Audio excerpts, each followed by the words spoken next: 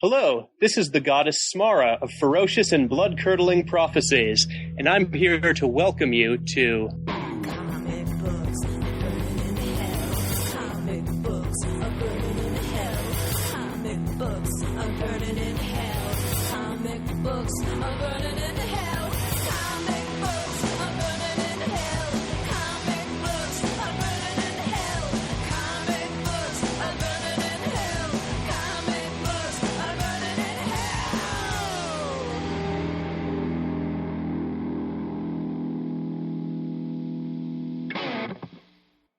Hey, you're here on Comic Books Are Burning in Hell with Tucker Stone here in Brooklyn. I'm seated here with another guy named Matt Seneca. That's right. Yeah, and over there in Pennsylvania, we got a couple of guys too. Can I hear from you? This is Joe McCulloch. And this is Chris Mautner. Great. Are you guys ready to talk about some League of Extraordinary Gentlemen? Are we ever? Okay. Well, we're going to start it off here. I think we'll just maybe Joe, you want to give us a little background on the series before we dive into why we're talking about it today? Well, the League of Extraordinary Gentlemen it's really perhaps the final legacy of Alan Moore's attempt, his gradual return to writing superhero comics, which began following the collapse of his Mad Love Publishing and the entire disaster surrounding the Big Numbers serial. It came to pass that he needed money, is my understanding, and began writing a large number of comics for Image Comics. He wrote some Spawn issues. He wrote some Wildcats, a long run on that. He wrote a very long run on Supreme for Rob Liefeld and various bits and pieces along the way. He had he was in the Max for a little while. He had a Shadowhawk thing, and most pertinently, over at Harris Comics, he wrote a story regarding Vampirella that's actually a Dracula and, in a way, Mina Murray, who is the last woman to be bitten by Dracula in Bram Stoker's original novel. These concepts apparently piqued some interest in him, and so he hooked up initially with Simon Bisley, but later with an even older 2000 AD artist, Kevin O'Neill, and they put together a series called The League of Extraordinary Gentlemen, which would take a number of public domain characters from the Victorian era and set them up as basically a superhero team, and that was to be published through Jim Lee's Wildstorm, which was then promptly bought out by DC, and the way the dominoes fell was that the League of Extraordinary Gentlemen wound up being the only creator-owned effort in what would become the America's Best Comics subline of Wildstorm Comics. Everything else is and remains owned by DC Comics. Whenever you want to see a Tom Strong or Promethea prequel, that is within their legal rights to happen. A lot of people enjoyed the first League of Extraordinary Gentlemen quite a lot. It was a ripping yarn. I recall people at a comic shop I went to talking about it like it was one of the big superhero team books right up with the Justice League at the time.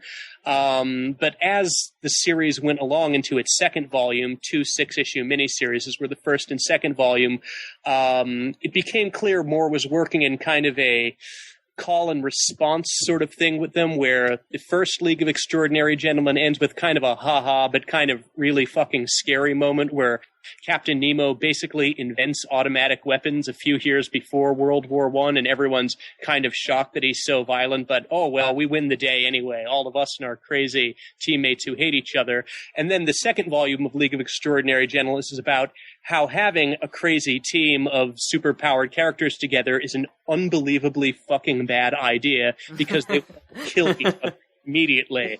And that's what happens in League of Extraordinary Gentlemen Volume 2, ending with a tremendously memorable sequence in which Mr. Hyde sodomizes and then possibly physically eats portions of the Invisible Man, and Mina Murray again and Alan Quartermain, the drug-addicted explorer who is hauled back out to help with the League, sort of wind up introducing the concept of biological warfare into the Victorian era, causing the League to pretty much break up as a means of stopping a Martian invasion. In the end, Alan Quartermain is left sitting alone and destitute in a park, and that's the end of the superhero team and the end of the story.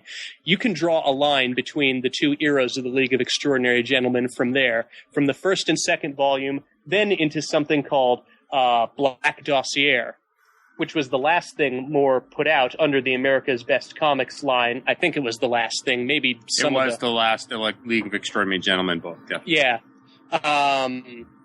And that was kind of a guidebook to the League of Extraordinary Gentlemen universe that doubles as a story about what the League is doing throughout time. It introduces two really important characters, Orlando, an immortal character who is both male and female at different times and is pretty much Moore's mechanism for allowing stories to take place throughout the scope of history. I should say based off the Virginia Woolf novel, Orlando. Yes. And that character who was made into a movie starring Tilda Swinton. Absolutely, yes. And also Oliver Haddo, who is a magician who is basically Aleister Crowley. He's actually a character created by Aleister Crowley. No, actually, he's a character from a W. Somerset Maugham. Oh, I'm I sorry. believe. No. There are various personages he adopts, and some of the other guises he takes throughout the series are based on pseudonyms Crowley adopted. But I believe the Oliver Haddo is actually based on a book called The Magician. Okay. By W. Somerset Maugham. Sorry to do that there. No, that's fine. And he's sort of the antagonist of the League from then on. Black Dossier is frankly a difficult book to get through at times, but it marked more shifting interest in what the League of Extraordinary Gentlemen should be, away from necessarily a straightforward action thing or a nasty commentary on straightforward action things, and into an almost literary comic style pile-up of citations to all sorts of British and American literary history, wherein the characters cited are pitted against each other as symbols of positive and negative influence on society at large, so that James Bond, for instance, becomes a symbol of sort of a masculine, misogynistic sort of force that is taken over from good, clean, I suppose, adventure heroics, which are never totally good and clean, but are distinctly more good and clean than this. And this all spills into the current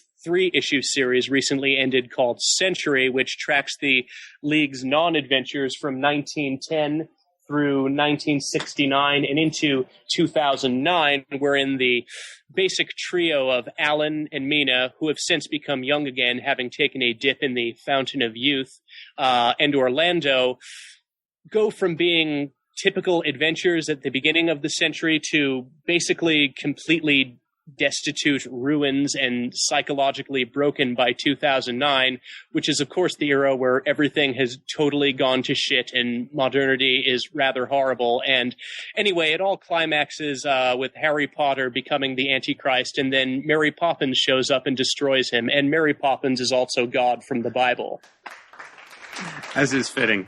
I'd like to say that having read League of Extraordinary Gentlemen when it first, I followed them all as they first came out, which is the only Alan Moore series of note that I've really been able to do that with, because like Watchmen came out and V for Vendetta all came out long before my time. And I always thought, I think the demarcation line between the old League and the new League, I almost see it as like the polar opposite. I see the old League as kind of as being superhero comics, and these new ones as being Alan Moore stepping back away from that again and into something more like underground comics, the underground comics of the 60s and 70s. Like, when I was reading those first Leagues as they were coming out issue by issue in the comic shop, and this was all still before I'd read Watchmen and before I'd really read any other Alan Moore. Those were my first Alan Moore comics. Even like I wasn't reading any of the America's Best comic stuff. I just liked League because I thought it was a funny concept. And they seemed just perfectly simpatico with a lot of the better superhero comics coming out at the time. I remember the Martian stuff seeming quite a bit like Grant Morrison and Frank Quitely's JLA Earth 2 that came out right around then. Them being like, even down to the way the page layouts were at points, really similar treatments of the idea of some alien invasion that superheroes have to repel. And all the Mr. Hyde character arc, which I think is probably the most interesting one in the first two Leagues, is, in retrospect, and maybe to anybody else reading at the time, really, really closely simpatico with the arc that Mark Millar gives the Hulk in the Ultimates. Okay. And I think which I see, and I think probably most people see as the defining superhero comic of that moment in time. And then this new stuff, when you start with Black Dossier, League was always literary, because it's Alan Moore's pastiche of a bunch of characters from literature. But that Black Dossier with the prose segments and the much, much more complicated structure, and by the time Black Dossier came out, I had, of course, familiarized myself with the rest of Alan Moore's comics. It starts seeming like an Alan Moore thing, a literary thing again, something that's expressly going for more and deeper than your average superhero comic can really go. And then by the time of these Century books, he's interpolating extended homages to Bertolt Brecht and Kurt Weill's Threepenny Opera. There's a lot more literary games being played, even up to the inclusion of TV and movie references.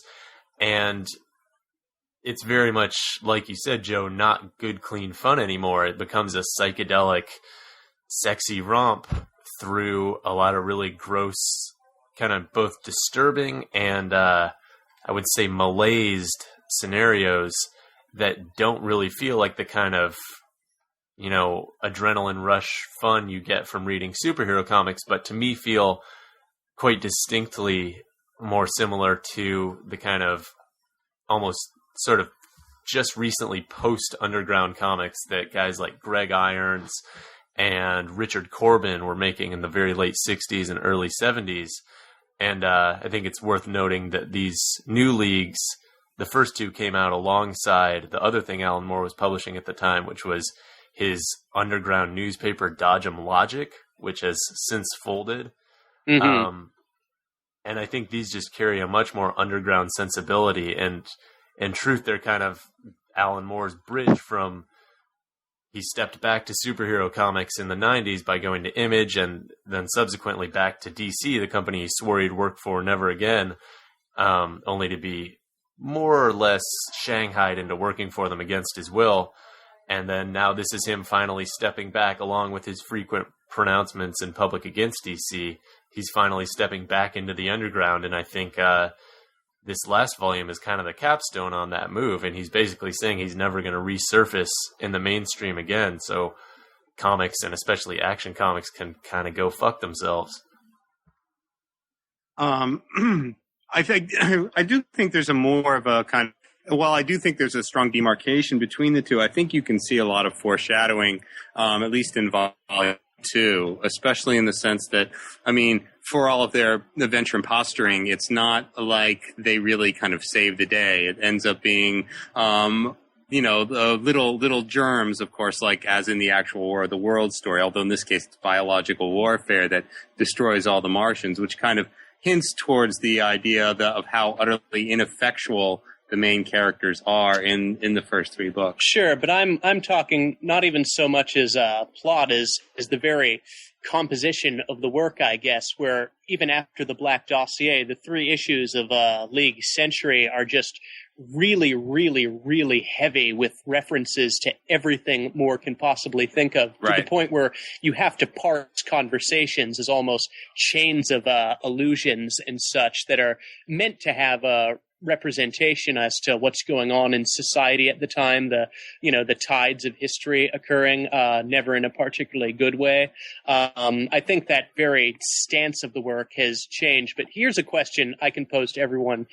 Do you think that setup actually works very well? Because when I get to the last issue of Century, I'm seeing it is kind of an issue-length harangue by Alan Moore about how fiction today stinks completely, how it's empty, it's juvenile, how almost all of the worst tendencies of society are encapsulated in its fictions, with Harry Potter being the main suspect here. And when I'm reading through this and I get to the Harry Potter segments, I gotta say, this character that's supposed to be Harry Potter does not look, speak, or act anything whatsoever like Harry Potter. It sounds like a fiction suit sewed from skin into which Alan Moore has poured all of his grievances against the modern day. And I kind of wonder if he isn't forcing the issue there by taking this popular target and just beating it into a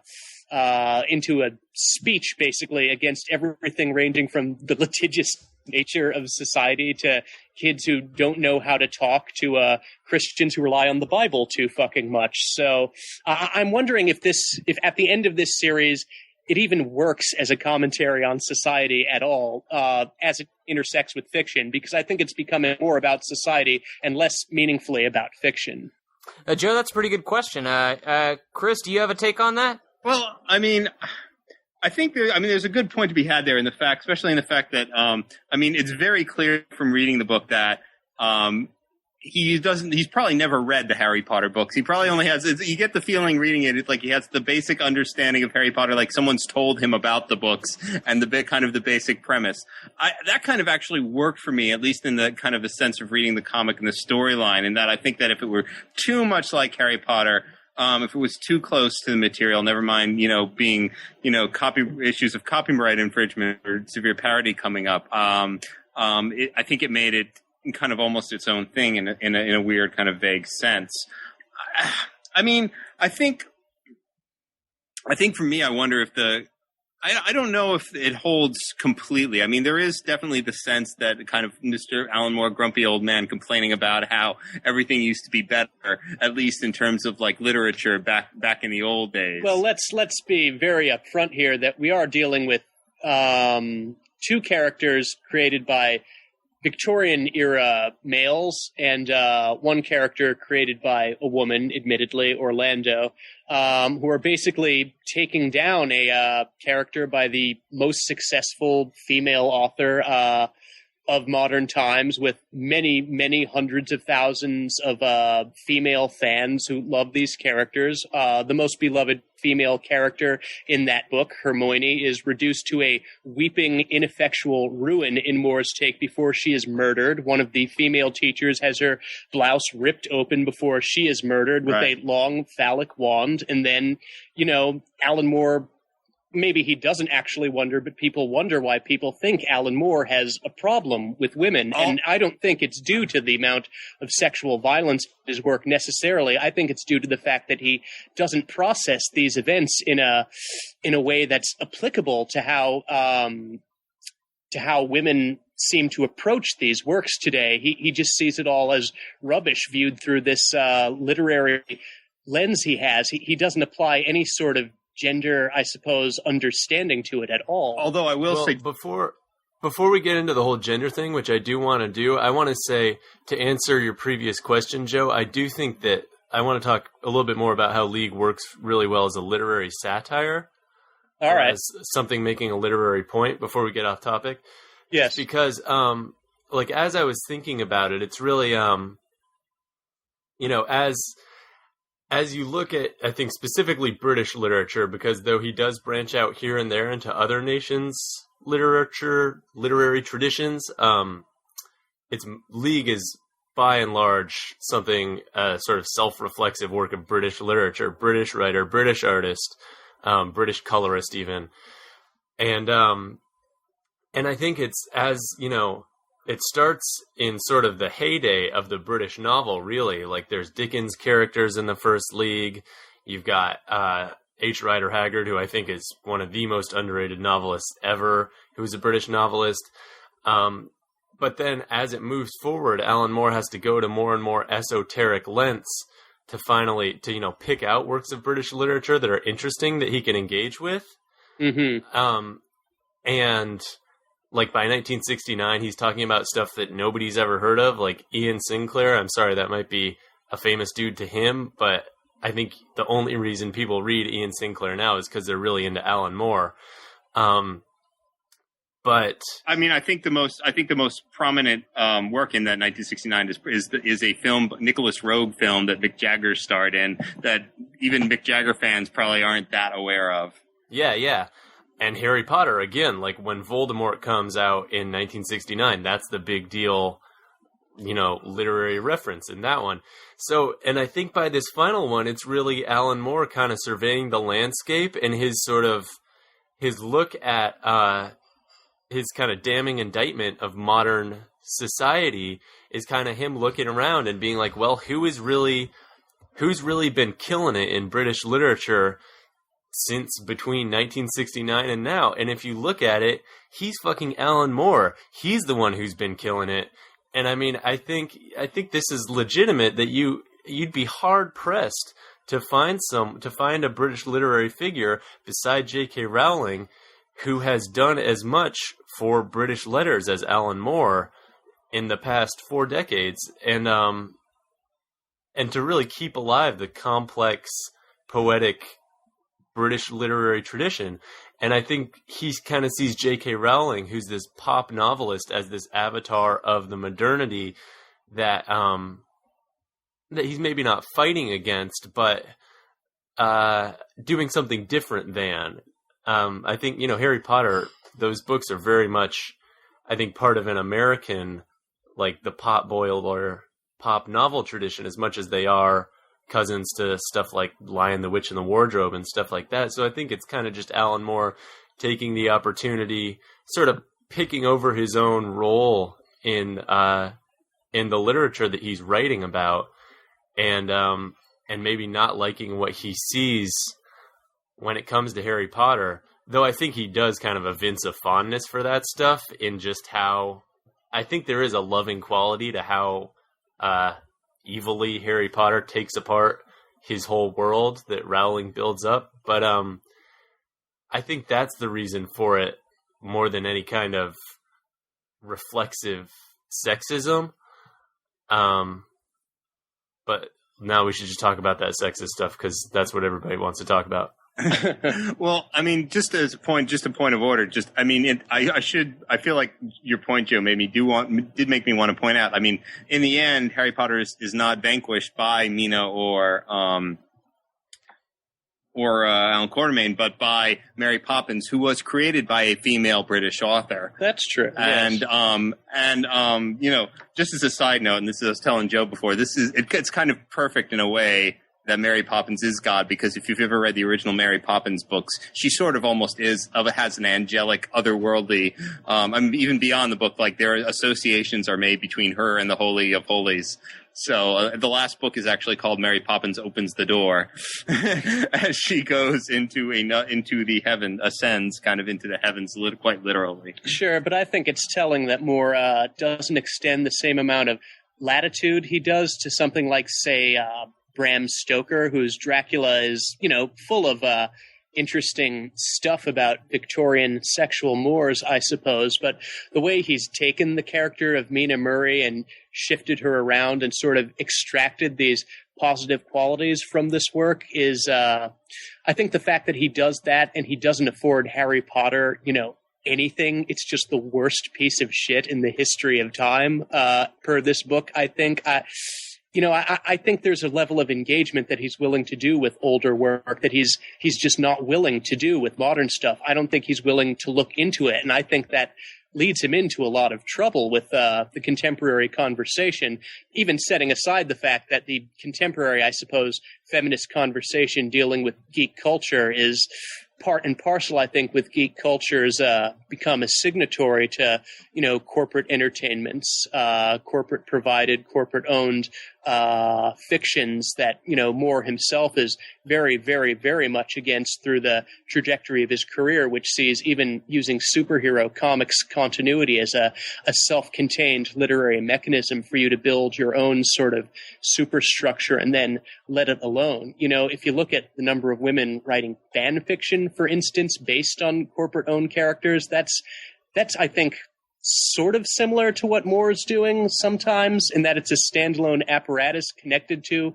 and sort of divorced from also a corporate structure. But at the same time, you can see how Moore's unwillingness to really interact with things happening today can cause a lot of trouble there, can cause blind spots, I think. Well, I'm not entirely convinced. Like, how much evidence do we really have for Alan Moore not doing the due diligence and not engaging with modern culture? I mean, there's the one thing where he didn't watch the Iron Man movie and then talk shit about it, which I think is perfectly excusable, by the way.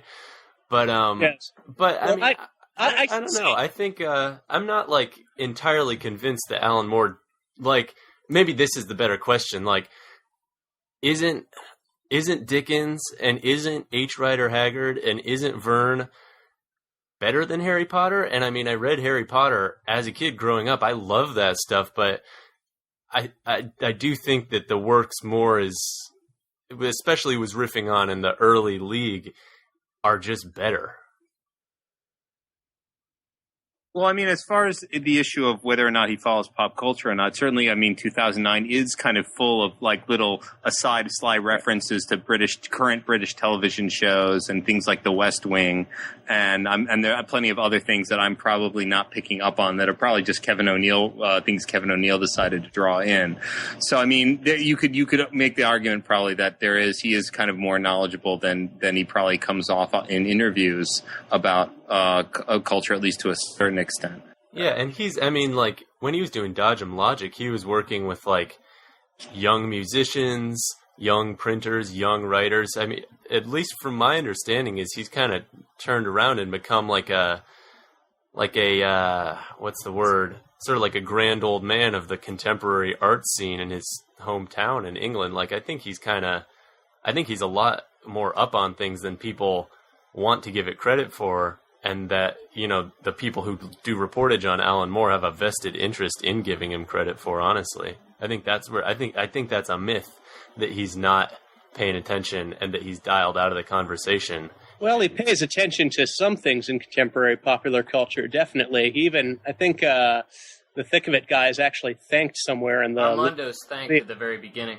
Yeah, so he's pretty directly hooked up to that. I'm just saying there's a degree of latitude he affords older works that I don't even think it's a question of whether these works are, you know, good in an objective, subjective sense. There's an element of latitude that he gives older works that he just absolutely will not hand some newer works, including newer works like Harry Potter, which I'm not convinced he even knows any more about than he knows contemporary superhero comics. And I don't even like a lot of contemporary superhero comics, but if you're going to make this the anchor of the culture going to hell, I mean, I think you do need to know a little bit more about it than more evidences.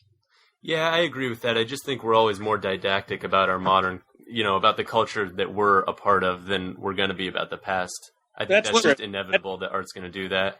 Yeah. Well, let me ask this question. Is he complaining about Harry Potter, the books, and the character, and J.K. Rowling's creation, or is he complaining about Harry Potter, the franchise, the Warner... I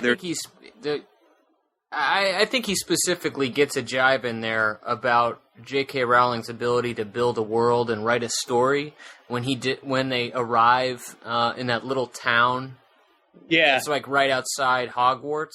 Yeah. And the way he describes it is just kind of like, this is like what a child would imagine a village to be like or something. He explicitly criticizes the actual makeup of that town and how it shows like a limited imagination. And I think that's when you talk about, I don't pay much attention honestly to the critics of modernity, but I do believe that those are kind of staple criticisms of that people just take kind of a half-imagined thing from childhood and turn it into something that has some type of value to it that they've instilled emotionally in it.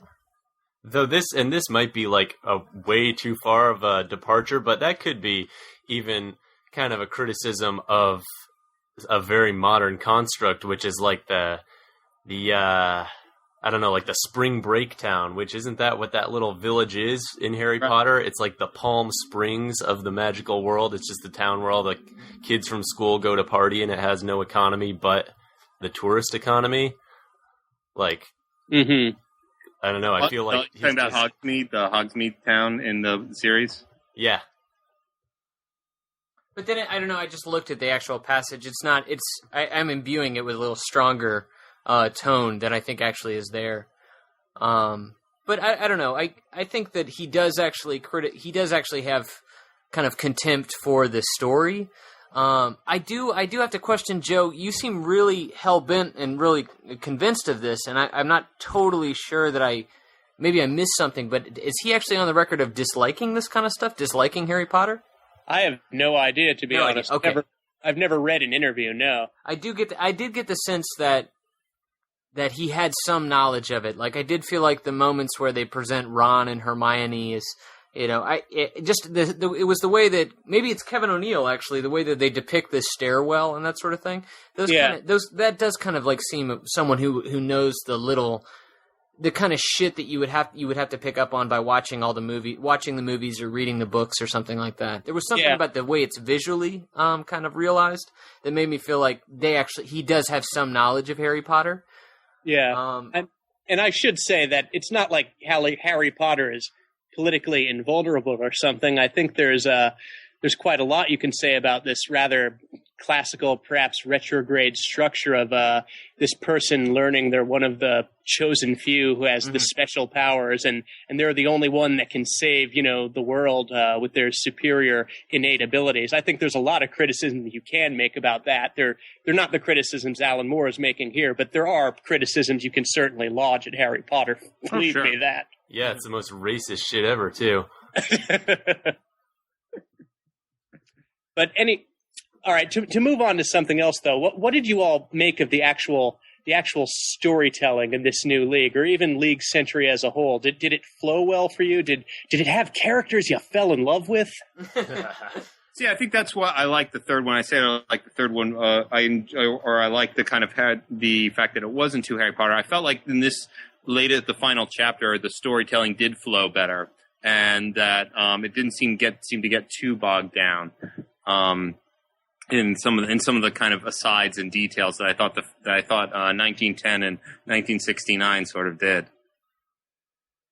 I think whenever Alan Moore writes musical interludes, or I should say lyrical interludes, into his work, it's some of the worst stuff ever in comics history. I was gonna ask about that because the book definitely came to a dead stop as soon as they started to quote unquote sing. Well, I think if Alan Moore is not engaging with anything, it's got to be current music, because it's like, here's the new like goth wave dubstep track, and it's like some girl singing really prosy lyrics. It's like, has this guy heard music? Like, it doesn't sound like that. Yeah, but I'll hand it to Alan Moore here that from starting the first League Century, 1910 is very much a pastiche of the Threepenny Opera, right. And I gotta hand it to him that he just keeps carrying this musical motif through the entire series, to the point where there's a huge emotional climax between Alan and Mina in 2009 where they're actually singing to each other on the street like it's a musical, and they're actually referencing stuff that happens in the crazy like text portions in the back of the book. And I gotta hand it to him that he's willing to make like his whole series a musical in a way, a musical without music. It shows how dedicated Alan Moore is to his potentially ridiculous constructs. Well, he's always, all of his comics have had like either an attempt at poetry or an attempt at some sort of musical lyrics or some sort. And it's always, I don't know how you guys, I'm kind of curious how you feel like that, because I always feel like, I can see, reading comics has a certain rhythm to it. There's a rhythm in the way you read comics and the way they're produced. And there's a completely different rhythm in poetry and music, and the two really, I don't think, ever really go together very well, and they don't ever really work, and they really, I don't think, ever work when Alan Moore tries it. I'm curious as to what you guys think. I'd like to say I really like the musical part where they sing to each other. I thought that was really nice. Yeah. But no, I don't think they go together, just because it's got to be, I think the only way you could get it to go together would be if the rhythm of the panel breaks matches the rhythm of the words, and Alan Moore is just too prosy to do that. It would have to be like really, really staccato, both in layout and in language, to actually have the rhythms approximate each other. And there's not even an attempt made to actually do that, to be formalist musical comics. So maybe it could work. I've never seen the comic where it does. And Tucker, you mentioned that you rather quite like this comic. Could you go into that a little? Well, I actually just kind of, I don't buy so much. I'll be honest, Joe. I don't really buy so much that it seems just too pat to call it, for me, like a moral criticism of modernity and all that stuff. I don't really buy Matt's underground thing either. I feel like I feel like this comic is like a lot of League comics since Black Dossier, that it's all over the map and it's him playing with his references and it's him kind of like wallowing in like his own interest.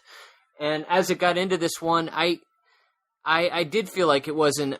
There is a sense of like an old man saying, "Oh, I don't care much for J.K. Rowling" and that sort of thing. But I felt it was more like, I don't know. I just didn't feel like it was that much. There was that much venom to it. The way that he just kind of like sandwiched in, like it was like the thick of it. I don't know. I remember him talking about The Wire. You know, like years ago, he's talking about how much he likes The Wire, and how he's going to put The Wire in League, and that's all going to be there. And the thick of it, like. I feel like he just kind of went like, I like that show. I want to put that in here. And that's kind of the sense of a lot of this comic. I felt like it was a lot of a guy going like, I like these things and I want to put them in here. And he's like, I don't like these things. And I'm going to kill the blonde kid who I mean, that is like if you've watched the Harry Potter movies and you're not a child, if you watch them as an adult, one of the first things that pops in your head is like, just fucking murder the blonde kid. Just kill him. Just fucking kill him. Just like that's the immediate thing. You're just like, oh, you can't do these things because it's kids' movies, it's kids' logic, but everything else, and it's just like I don't know. As soon as Alan Moore got the chance to depict that, I can't even remember that kid's name. What's that kid's name, Draco Chris? Malfoy. Yeah, as soon as he gets the chance to depict that kid, he burns half his fucking face off down to the meat, and he dies screaming. Which, if you've ever read those books or if you ever watched those movies, and you're not a child, you go, yeah, kill Draco Malfoy. Just fucking kill him. The second he opens his mouth, just shoot him in the fucking face. And that's what Alan Moore does. He has a good... I feel like I read these comics and more than 69 and more than 1910, this one is funny. It's funny. It's as funny as some of the stuff that's in the first two League. It's way funnier than anything that's in Black Dossier. And I don't know, I get the sense Alan Moore still is trying to be a novelist, and I don't know, I just don't know that he can do it. I don't know. I've never read him try. I've never read anything that made me think he really pulled it off. But I read this and I go like, yeah, you can't not be funny. You can't not write a good action scene. You can't not be entertaining. Like when they get on that part where he and Kevin O'Neill are like, hey, it's time to present the descendant of that dominatrix from the first book.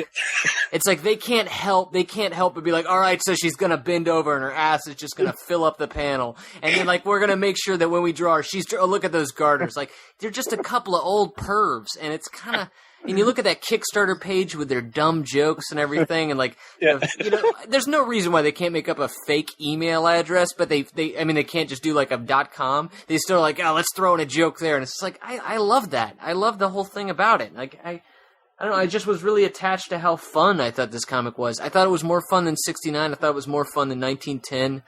And I didn't feel like it was a cranky old man railing at the world. You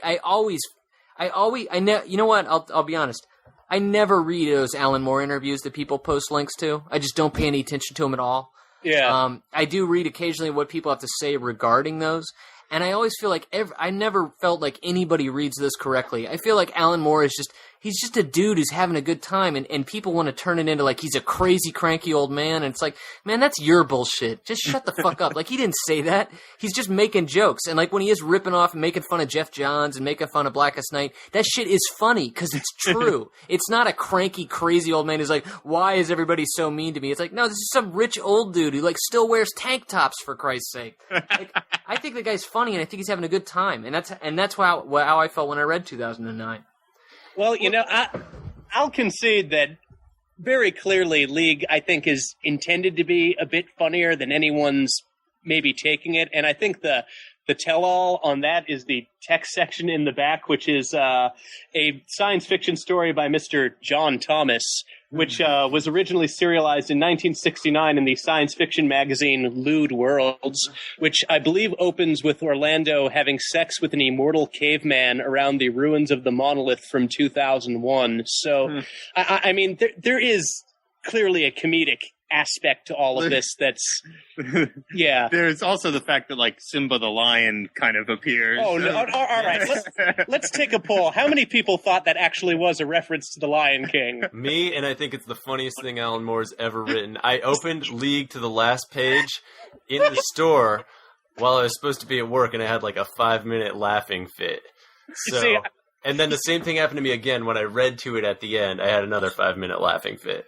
You see, this is the big difference between our opinions here, because I seriously don't think he realizes what that is a reference to. I think it's just I thought a it was symbol of the Aslan. British Empire. I guess everybody else seems to think it's Simba. They're probably right. I did think it was Aslan, though. It could be Aslan. I think Aslan's a British book. Like, he references British books. Why all of a sudden he's gonna go Disney movie? That's a good point. because that's based off a Japanese manga, nonetheless. I think but I think this is happening in 2009. Why is he going to end a book with Armando Iannucci and Harry Potter on Lewis Carroll? I'm convinced it's just it's like the helmet with the question mark stuff. It's just a symbol representing gallantry, and he hasn't fucking watched The Lion King. I'm sure he's read C.S. Lewis though, but I don't think it's a reference to anything. But we're maybe just conditioned by reading these comics to think it's a reference to something. I don't know, dude. I think Alan Moore smokes enough pot that he's watched The Lion King. I've read in an interview that he pretty much has hash 24 hours a day, 7 days a week. So I've heard that too. That he is one of those guys who's like he smokes 10 joints a day. Says Warren Ellis. I just read an interview today actually where he said he pretty much does hash 24/7. Well, let me. I really quick. I want to ask a question. Because one of the criticisms I've heard about this series is it's kind of like Alan Moore playing parlor games, and kind of like going off in what you said, Tucker, about like how it's kind of him having fun. Is there a point where this is kind of like it's fun for Alan Moore, but not for anyone else because you're not going to get the references and there's not enough going on necessarily to engage you? That's a criticism I've heard before about some of these books. I mean, it kind of reminds me of like, there's a quote Frank Zappa said once about some composition he had. And he was talking about how it had like references to Donnie and Marie and the Hawaiian Punch theme and like this bit of like bar talk or something like that. But you wouldn't get it because you're not him. Like it's specifically done just for him and the references are just for him because it's things that he personally kind of finds funny. And like you can like it as a song, but it's like you're kind of missing something because it's not you're not coming at it from his kind of perspective. And sometimes I don't necessarily agree with the criticism, but I kind of wonder sometimes if it's like it kind of really helps if you're Alan Moore and you really or like his age to appreciate these books. I think so, but I also think that strain of thought and that persistent argument against League's quality because of it is exactly like Tucker was saying. Like I feel like that's people's bullshit. Like people are so entitled and people think that they deserve to parse everything in every story, but the creative act is always a selfish one. I think that if you're going to make something good, it's always going to be the most fun and the most interesting and the most relevant to you yourself, and other people are just along for the ride.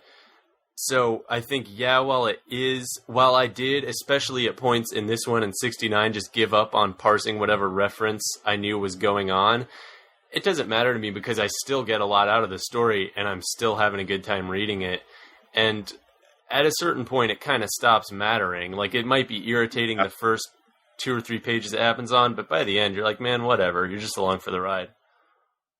Yeah, I'd actually say that 2009 is, ironically enough, probably the smoothest reading one out of all of these. I think... definitely. Definitely. I totally agree with that. Yeah, I think the characters that he's built up over the course of the series really kind of pay off in this one. Not even just the heroes, but Aleister Crowley / Oliver Haddo / Voldemort is just a really kind of... It's interesting what he does with him in this particular book, in that the character, who is, a pretty hardcore villain in the first 2, is just horribly depressed throughout the entire book, final chapter, because it turns out his evil plan was completely stupid. And now he just feels sorry for himself, and he's reduced to a severed head in a cage, and he's just sad. The mark of his villainy is just his profound sadness and self-pity. And then, it's hilarious that when Aleister Crowley finds out that God's real, he just completely fucking flips out and begs for his soul and stuff. I actually loved all of the Mary Poppins stuff. I thought it was actually a pretty awesome payoff. If only because it's one of those, to me, it functioned as one of those classic Alan Moore little final twists that are just totally, totally, totally obvious once you actually think about it, but I just never saw coming that the idea that, well, of course, God is a character in a book. Of course, God would also be involved in the League of Extraordinary Gentlemen. And Alan Moore, by just virtue of logic, would choose the God character in literature that would most effectively take care of a naughty little boy. And that has to be Mary Poppins, who's a total badass with her. I love how the characters are constantly wearing the 3D glasses that came with the Black Dossier that you can wear yourself. That's really wonderful, I think. I actually enjoyed a lot of the character interactions in this quite a bit. Right. Your mention of how Crowley's evil plan totally fails at the end makes me kind of think that maybe Alan Moore's sort of indictment, I guess, or what we're reading as something that might be an indictment of the modern world, might be something else. Like the fact that this big evil plan is just stupid, and that the good guys consistently in every one of these books, back to League One, are basically ineffectual and kind of win by accident. And by the end of this one, I thought the defining line of this one was was Mina Murray, who's been this like hipster swinging cool chick for all three books, is suddenly sounds like, your mom or something, or my mom, being like, what's happened to the world? Like, people were always poor and people were always mean and everything, but at least there was a sense of purpose. Like, now everything just feels so vacant. And I feel like maybe it's just this idea that like Alan Moore is kind of too old for good and evil to matter anymore. And maybe even the ideas of good and evil are outmoded and kind of went out the door with the 20th century. And now it's like this new day, and all that good versus evil stuff is just ultimately unsatisfying, much in the way that superhero comics are unsatisfying. And we should just, I don't know, it ends on kind of a note of question, I suppose. There's no indication whatsoever of what should come next, probably because Alan Moore doesn't feel like he wants to be responsible for that. But I kind of liked that, and I kind of think that it was a fitting goodbye to all these tales of heroism, to just have evil be revealed as something kind of silly and good stand much the same way, and then everybody just kind of stands there as God dictates the ending, which is basically things get to go on as they are, which is always the ending of everything. Yeah, I think actually the really key dialogue here is one of Haddo's lines, like at the very end, where he's like, "I'm not to be, it's Harbinger. That honor falls to you. Congratulations." And then like while they're walking away, he's like, "You play a very subtle game," and just the heroes have no idea what the fuck he's talking about. But I think there's a lot of potential meaning to that. There's ambiguity to it. He could be saying that, you could read this as saying that the world is going to go to perhaps, female characters now, because it's all women that defeat Harry Potter. It's Mary Poppins, Mina, the female Orlando, and, Diana Rigg and the rest of her crew. But he can also be saying that the future is going to be controlled by just characters who are old and have been revived forever and ever and ever, like, characters from Dracula and characters from some other novel. And that's just what society is stuck with, and that's what we're going to have to deal with forever. But there's still a way for, I guess, these characters to become heroic or meaningful. I think I don't think the book is just, oh my God, society sucks, we're doomed. I think Moore is much more of an optimist than that. Mm-hmm. I think he's suggesting that, in the end, maybe if I don't like this, we're just going to have to deal with the fact that we're revising things over and over. I think J. Michael Straczynski and co. would say much the same thing. Yeah. That's true. We just got to deal with it. One thing that really interested me about this book is that the character of Orlando has apparently lived for thousands of years, and she just seems to be developing symptoms of post-traumatic stress disorder, like now in this particular war, out of all of the millions and millions of battles she's fought throughout time. And I kind of suspect this is a matter of things that can occur in fiction now. Like, we have a modern understanding of what post-traumatic stress disorder is, let's say. It's probably not accurate, the malady I'm talking about, but bear with me.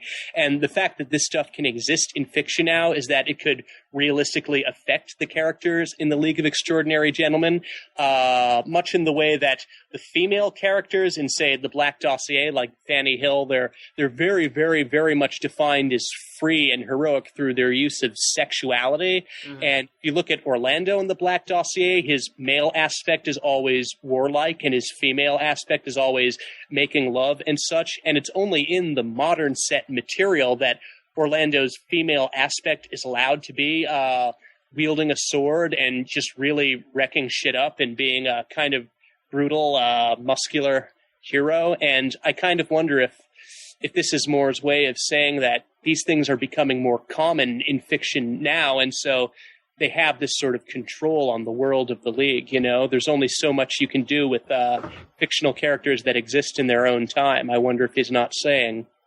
Well, I think there's certainly the issue of the kind of the ineffectiveness of the League as time goes on. I think is due probably in a large part to those issues you're raising. The fact that they're kind of don't know what to do, kind of with the issues they face in the kind of modern world is kind of, they're kind of so ineffectual time and time again, is to some extent to the fact that, you know, they're kind of these 19 classic adventure type characters facing off on kind of things they're unfamiliar and ill-equipped to handle. Well, and also, this is the kind of story we tell now. You don't see, you know, ancient Roman legends about dudes from those battles getting post-traumatic stress disorder. Yeah, it's just, exactly. Yeah, I mean, there's no place for it in a story set back in the ancient times like we see in the Orlando origin story, or back in Victorian times, or even back in 1960s times. It's a modern malady. So, of course, she gets it now, much the same way that, like, if there was League of Extraordinary Gentlemen, like... James Fenimore Cooper version, he might have a bout with yellow fever or something like that, you know? Yeah. Getting back to the issues of gender and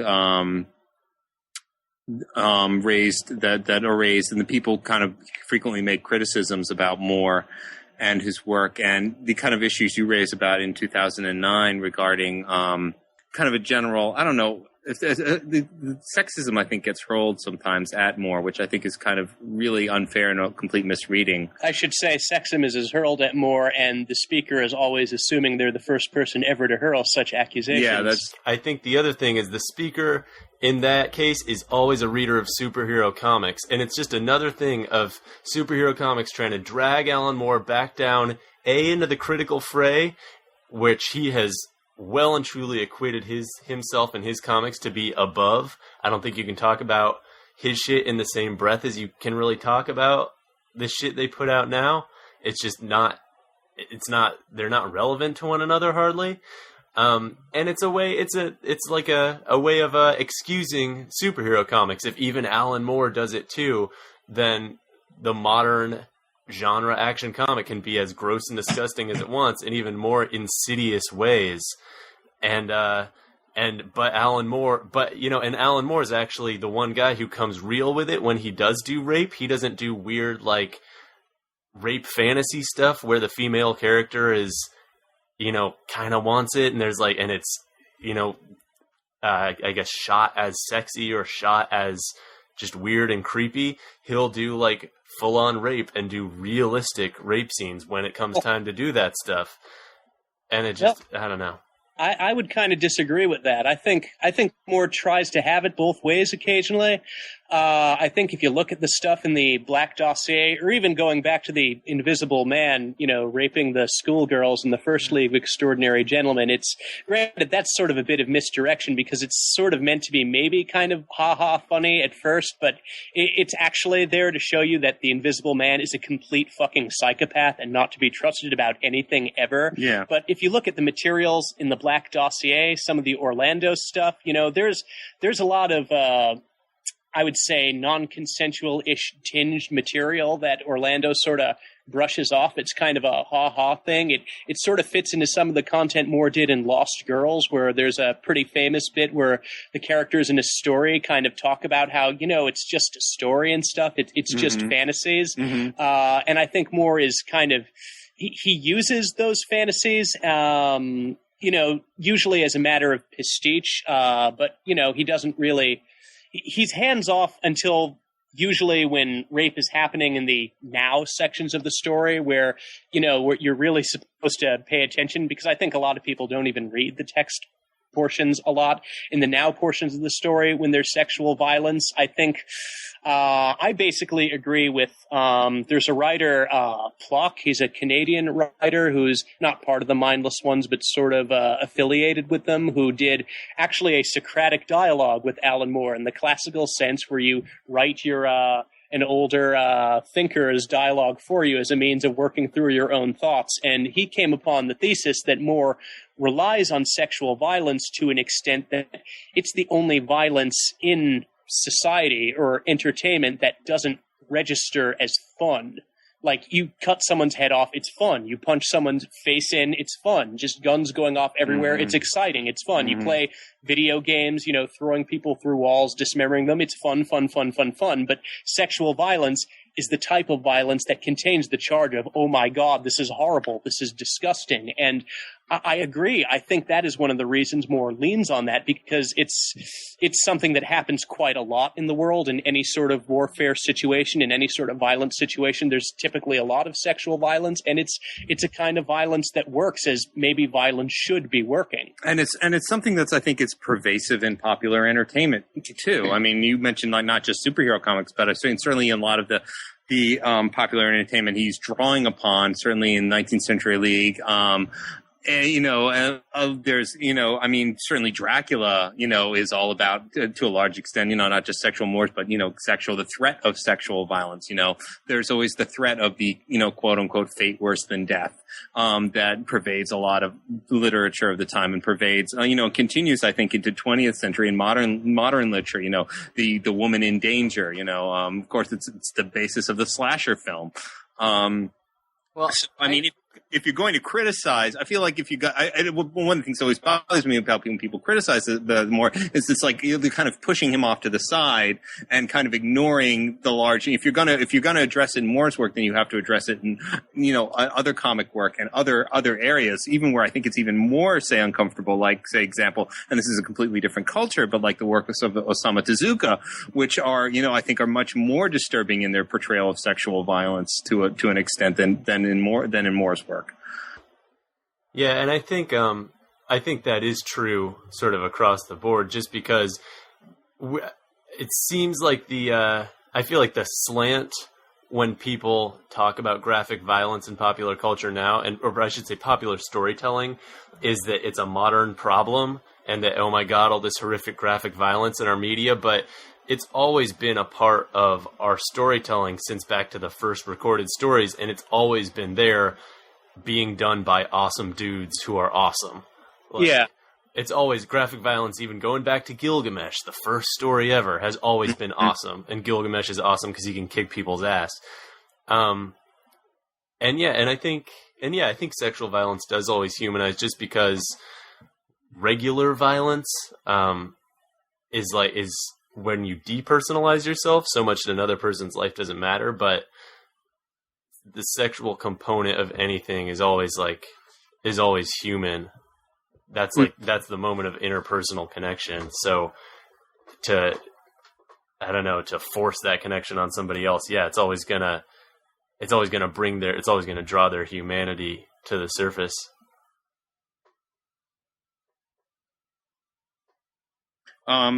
If I can be indulged here, I just kind of along the lines of what you were saying.